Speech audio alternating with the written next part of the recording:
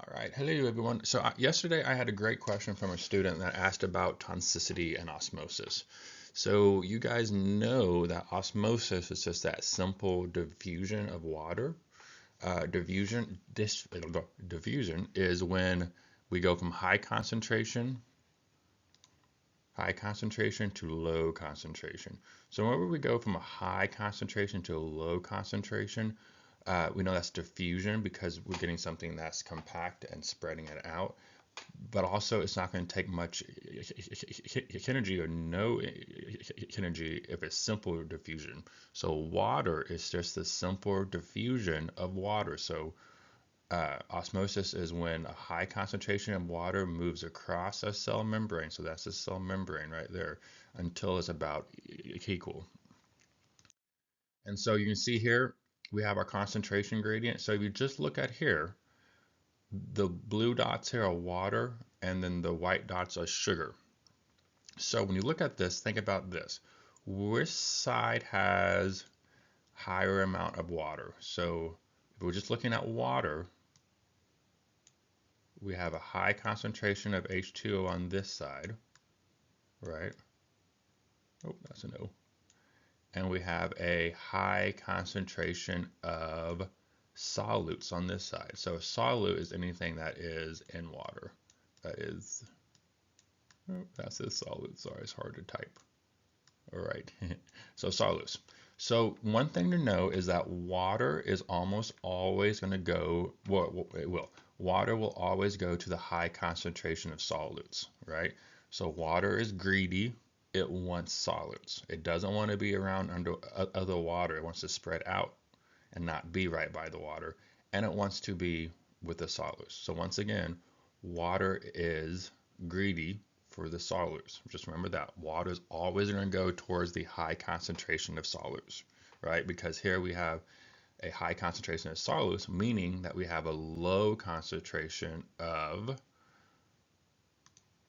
on this side, we have a low concentration of water. So it goes from high to low. And so the water is going to move from this right side to this left side. And so this is an actual experiment you can do in the lab where you separate a tank of water with a semi-permeable membrane. If you put solutes on one side, you'll see the water rise on the side with the solutes because water is greedy, it's going to go towards the solutes. So the other side is actually going to go down because it's not really about gravity at this point, it's about the concentration. Okay, so easy stuff. So this is kind of where it gets tricky. This is where most students kind of have the most questions about the difference between hypertonic, isotonic, and hypertonic. So isotonic is what we want in our bodies, right? We want our blood to be isotonic, and that's why when you're giving when you're in the hospital, if you get like a bag of fluids, they ask that water is actually isotonic water. I mean that IV bag, that saline bag is isotonic because if you put just straight water into your blood system, what's going to happen? You're going to have a hypertonic solution, right? So water's going to leave. I'm sorry. That'd be the hypertonic. So if you put too much water, like if you just put straight water into your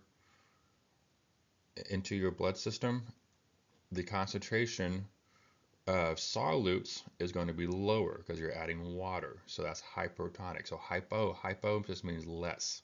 Okay.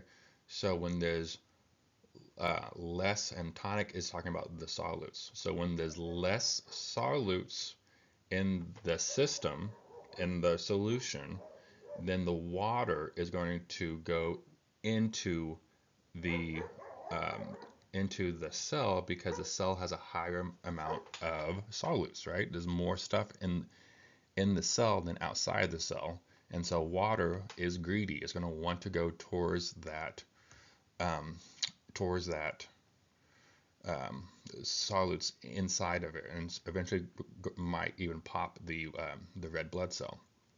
On the opposite side of that, if you put a solution in your body that doesn't have enough water, that has hypertonic, so hyper means hyper is up, hypo is down, hyper is up.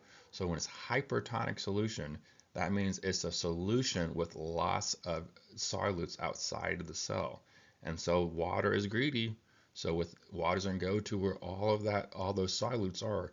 And so if it's too many solutes on the outside and not enough water, then we're not going to have this nice isotonic solution. We're going to have a solution where water is going to want to go towards all those solutes, and we're going to have shriveled up, non-working red blood cells.